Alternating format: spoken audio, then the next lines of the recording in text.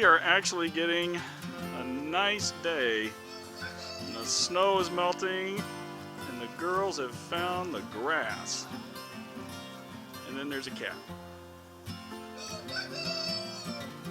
Hi, Mr. Lucy. Hey, brown boy. You looking for either a soup pot or a home? We want to introduce you to Peggy. And we didn't want to tell anyone about her until we were sure that she was going to be okay. We think she's going to be okay now. And we don't want people to think we're bad chicken mommies and daddies. But she got frostbite when we had that minus 10-degree weather. Very cold out there. She did not get off the ground enough to roost. Out of 150 chickens, we had one that had issues. She's young, she didn't roost, and she got frostbite. She paid the price for it, unfortunately. She got frostbite, and what she paid the price of is she doesn't have any feet. So this is just the end of where her feet ought to be right here. These are just nubs. But she has been inside since we found her. She's lost both legs since we found her. They were just sort of stiff and dried and then fell off like a kid would lose a tooth, I suppose. But she's been learning how to walk. She's been in this cage. We're just cleaning it out right now, but we put her food on one side and we put her water on the other, and she sort of goes from one end to the other, eating and chirping. And we called her Peggy. She has 2 peg legs.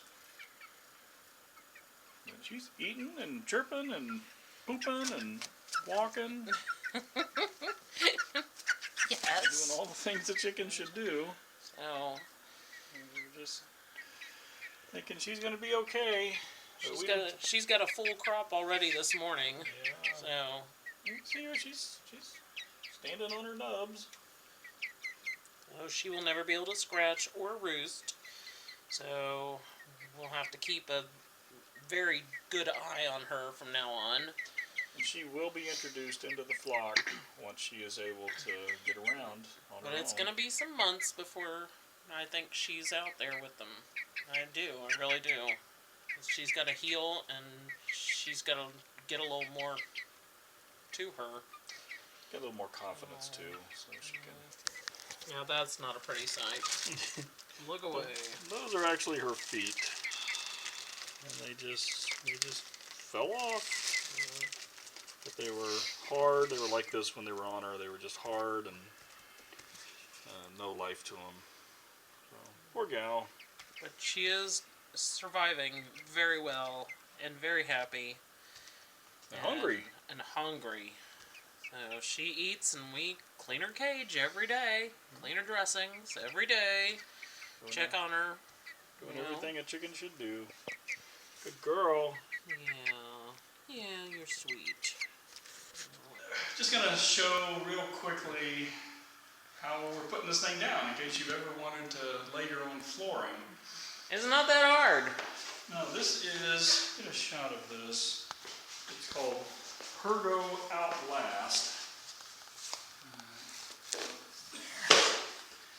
And it's supposed to protect the floor for 24 hours after a spill.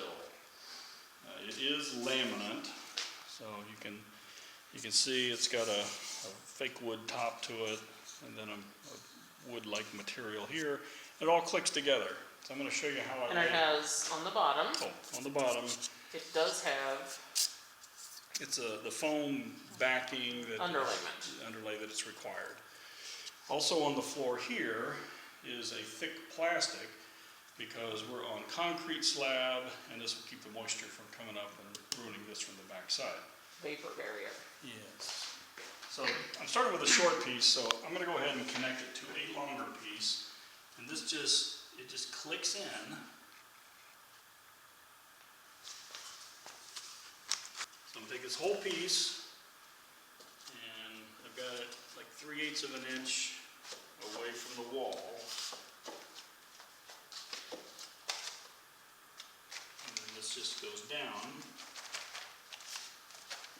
clicks into place. And this is our tap bar.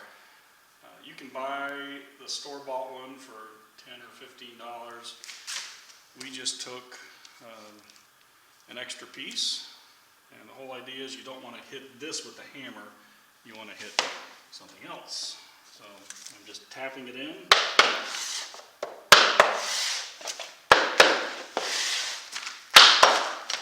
As it goes in, it lays down. For the next piece, I'm just going to lock it in at the edge, push it in so there's no space, and use the tap. Slide it in.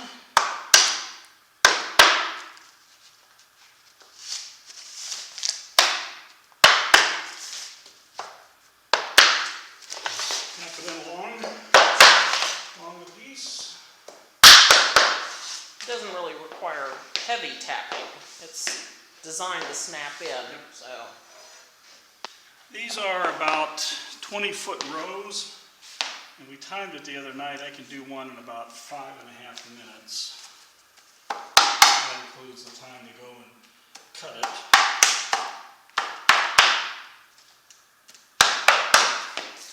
Alright, so the floor is done.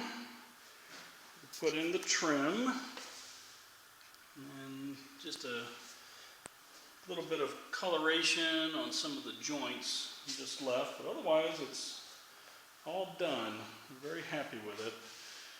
And the next step is we're putting up some window film. You can see that one's been done and that one has not.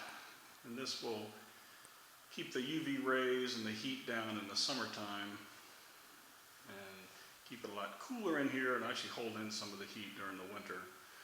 So we'll be putting that on all these windows in the fishbowl. Got to do some butchering this morning. I got two boys that have started to be a little aggressive, more aggressive than I want. So I've got the table. I'm not even taking it off the wheels this morning because there's only two of them.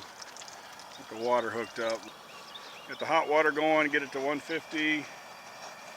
Got the butcher cones over there. So I'll go get them and tell them thanks and send them on their way. Alright, so I dispatched them just by removing their head. They've drained out. So now I'm gonna put them in a warm bath, take them to spa day, 150 degrees. I've got 150 degree water. You don't want it too much cooler or too much hotter. 150 is just right. And I take them over here to the spinner where the magic happens. Turn them on.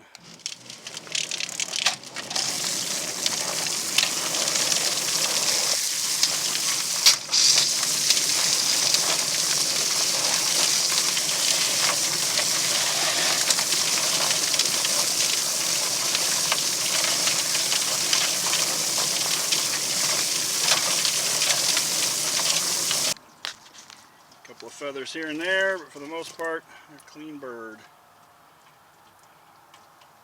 Now we're butchering.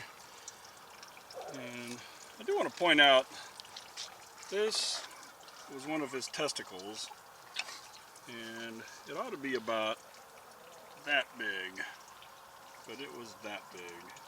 Which would explain all of his aggressive tendencies. Yes. Alright, so I just want to show you the end product. It looks like a chicken, except not much breast meat right here. Yeah. Compared to what you buy in a grocery store. Looks like he did fight a little last night. He's got bruises. Oh, him and the other boy were giving a little fighting last night. That under. Yeah, bruising. You can put him in the stove, in the oven, within 3 hours, and he'll be tasty. Otherwise, wait a few days for the rigor mortis to settle out. That's him. And people ask, why do you do that? Isn't all life precious? Yeah, well, it's about balance, and 2 roosters right there, and they're permanent party. Yes, you're a sweetheart, Brandon. But we have 5 for the 140 or so girls. They're doing a wonderful job. And when we have an extra one, then they just upset the balance, and everybody fights, and there's a lot of stress. And the girls can't eat because they're always being attacked. And unfortunately, little brown boy is going to be next one day soon. But right now, he's behaving and not causing too much stress. So even though we lose a couple of birds, we do gain a couple of meals. So it's all good. It's all part of farming.